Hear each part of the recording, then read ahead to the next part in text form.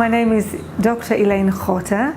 In this unit, we will examine and experience dilemmas and potential clashes that can occur in our world.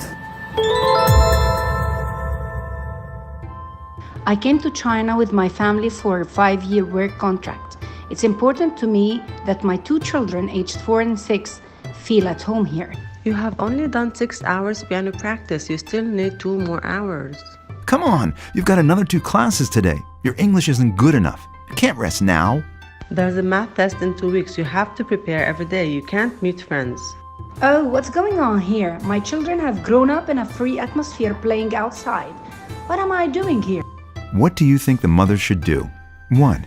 Put aside her identity and culture so as to fit in with Chinese society. 2. Keep up her identity and culture even at the price of not fitting in. 3. Find a way to fit in that does not harm her culture and identity.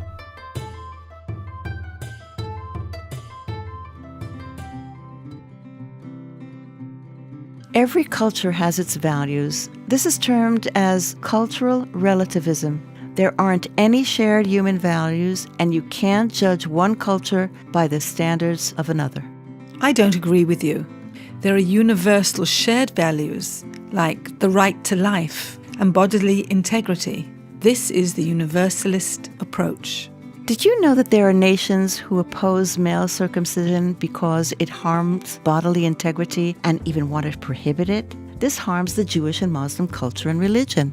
But there is the danger that if each culture decides what is right and wrong, it will harm innocent people. There are values more important than those of each individual culture.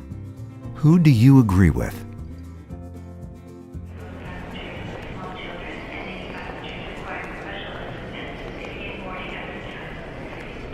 A worldview based on belief in the superiority of the nation, culture, or ethnic group to which the individual belongs is called an ethnocentric perspective. The transition from this perspective to a multicultural perspective can be described in 7 stages. In the beginning stage, the individual sees his culture as good and right and doesn't recognize other different cultural patterns. This is the first time I've flown abroad. We are a wonderful country. We're all moral and respectable people. I've heard that the country I'm flying to is known for its thieves and swindlers. In the second stage, there is an encounter between individuals from cultures foreign to one another. Hello, and welcome to our country. The third stage, intercultural conflict, different culture patterns inevitably clash. Don't be offended, but I've heard that there are lots of thieves and swindlers here. Funny, because they always warned me about you people and told me to keep away. You behave like animals. The meeting of 2 ethnocentric worldviews creates conflict and polarization between us and them. The fourth stage is educational intervention. Without knowing each other, you are already dividing into us and them. Perhaps try and listen, talk, and understand before you judge each other. In the fifth stage, a disequilibrium comes about because of the educational intervention, and this can undercut the ethnocentrism of the individual, undermining the stability of his fixed view of things, leading him to reassess and take a broader perspective. You know what? Perhaps tell me a little about your country. We believe in social solidarity, everyone for everyone. We educate our children for a caring society. Who would have believed it, really? This isn't what I heard about you. The sixth stage is recognition. Interesting.